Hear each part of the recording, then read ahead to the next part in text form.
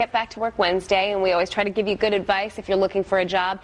It's hard to believe, but social networking is becoming more and more popular, and if you're not familiar with it, now is the time to do it. And to help us is Brendan Courtney. He joins us from the Mergis Group. Good to see you. Good to see you, Megan. Thanks for coming in. Thanks for having us.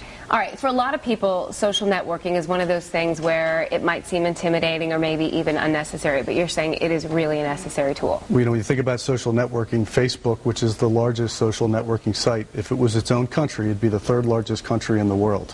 When we talk about LinkedIn, LinkedIn is a social networking site, but it's a business-oriented social networking site. In fact, I've heard it referred to as the largest business community in the world.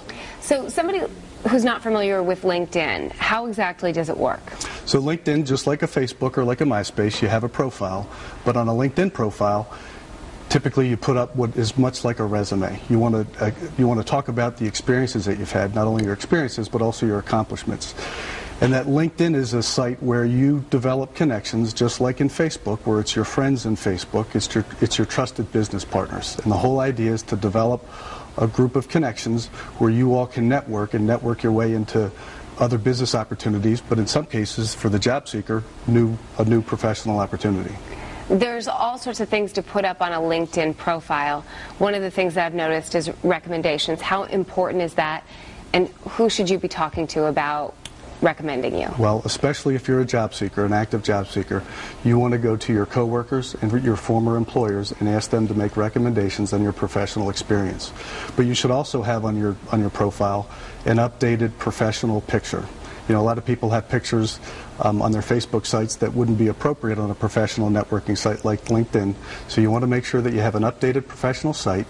And again, you want to talk about your experiences, your accomplishments, and again, recommendations. And it's not just good to get recommendations, it's also good to give recommendations because it shows and it speaks to your connectivity with your business partners. Now, you mentioned inappropriate pictures on Facebook. Are there other things to consider that we shouldn't have on either Facebook or LinkedIn? Yes. In any kind of social networking, you need to be very, very careful about what you say, whether you say things disparaging about an individual or a company.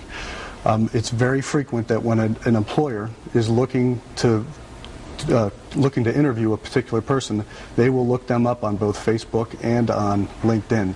So if you say something that may be considered inappropriate, it's going to show negatively as it relates to you as a candidate for a new position.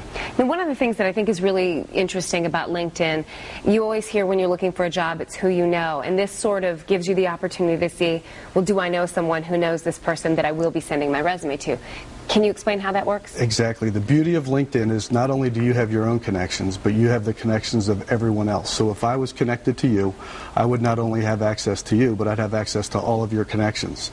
So it's a pyramid type of a scenario where the more connections that I have and the more connections that you have, the more connections that we have together.